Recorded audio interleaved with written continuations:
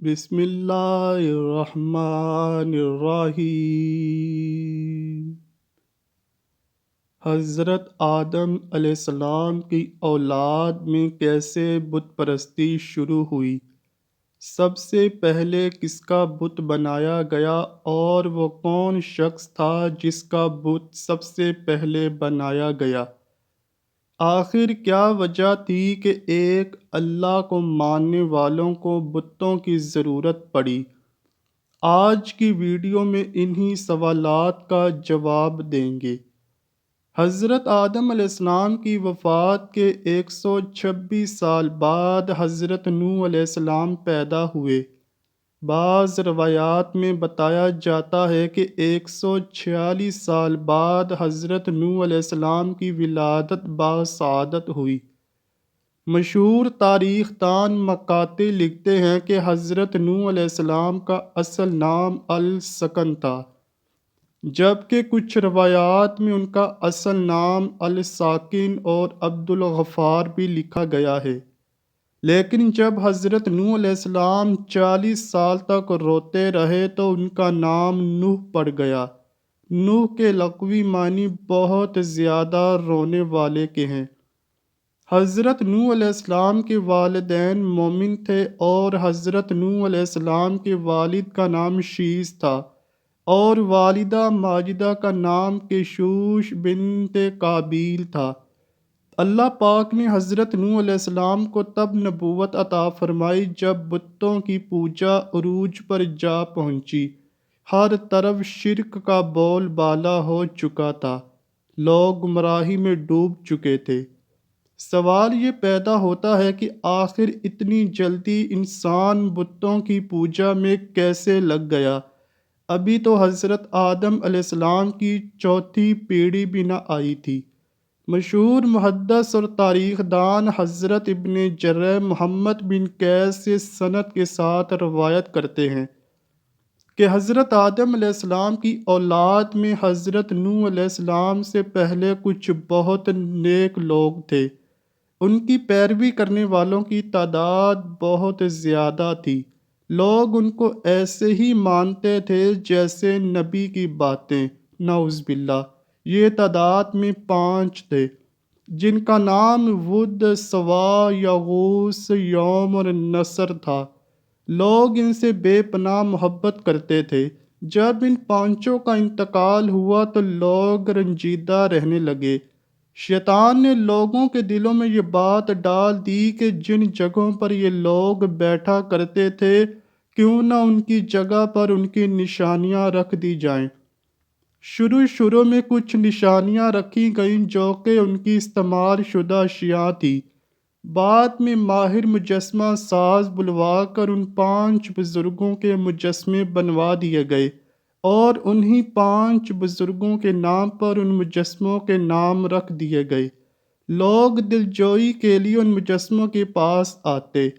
آہستہ آہستہ لوگوں نے ان بتوں کو اٹھا کر عبادت گاہوں میں رکھ دیا تاکہ عبادت میں دل لگا رہے، اور پھر وہ وقت بھی آیا کہ جب لوگ انہی بتوں سے اپنی فریادیں کرنے لگے۔ پھر اس کے بعد میں آنے والی نسلوں نے انہی بتوں کی پوجا شروع کر دی اور یوں دنیا میں بت پرستی کا آغاز ہوا۔ حضرت امام ابن حاتم حضرت امام باقی سے روایت کرتے ہیں کہ ود ایک نیک شخص تھا اور وہ اپنی قوم میں بہت محبوب تھا۔ جب وہ فوت ہو گیا تو اس کی قوم کے لوگ بابل کی سرزمین پر اس کی قبر کے ارد گرد بیٹھ کر روتے رہے۔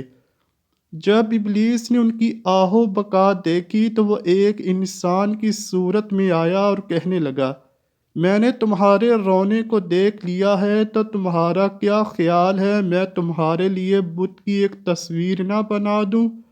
تم اپنی مجلس میں اس تصویر کو دیکھ کر اسے یاد کیا کرنا۔ تو انہوں نے اس سے اتفاق کیا تو اس نے بت کی تصویر بنا دی جس کو وہ اپنی مجلس میں رکھ کر اس کا ذکر کیا کرتے۔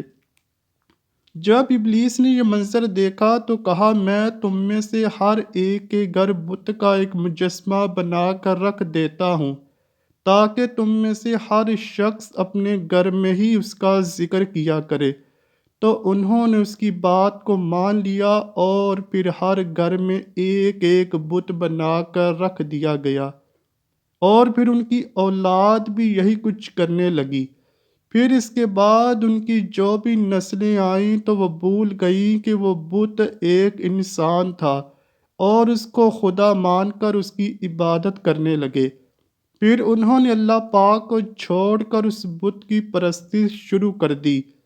پھر اللہ پاک کو چھوڑ کر جس بت کی سب سے پہلے پرستش شروع کی گئی، وہ بت کا نام بت تھا، اور اللہ پاک نے سورہ نوح میں ان کے نام بھی ذکر کیے ہیں۔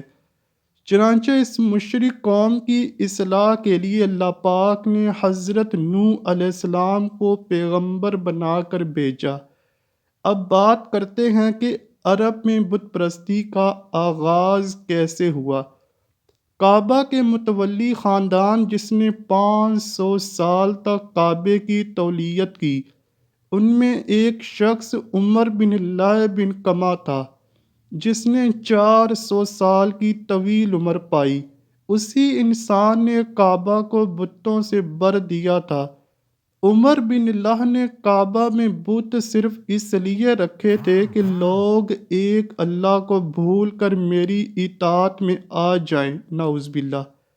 عرب میں ہی پھر اللہ نے اپنے آخری اور پیارے رسول حضرت محمد صلی اللہ علیہ وآلہ وسلم کو بھیجا، جنہوں نے نہ صرف خانہ کعبہ کو بتوں سے پاک کیا بلکہ ایک ایسا دین ہمارے حوالے کیا کہ جس پر چل کر ہم اشرف المخلوقات کہلوانے کے حقدار ہو گئے ہیں۔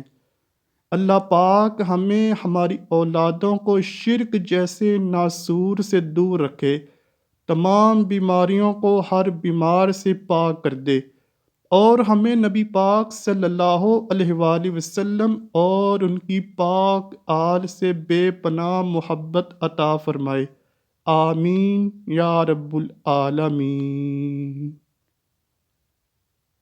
امید کرتا ہوں کہ آپ کو ویڈیو پسند آئی ہوگی۔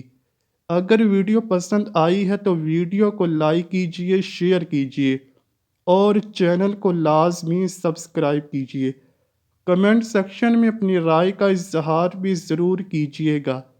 ملتے ہیں اگلی ویڈیو میں، تب تک کے لیے اللہ حافظ۔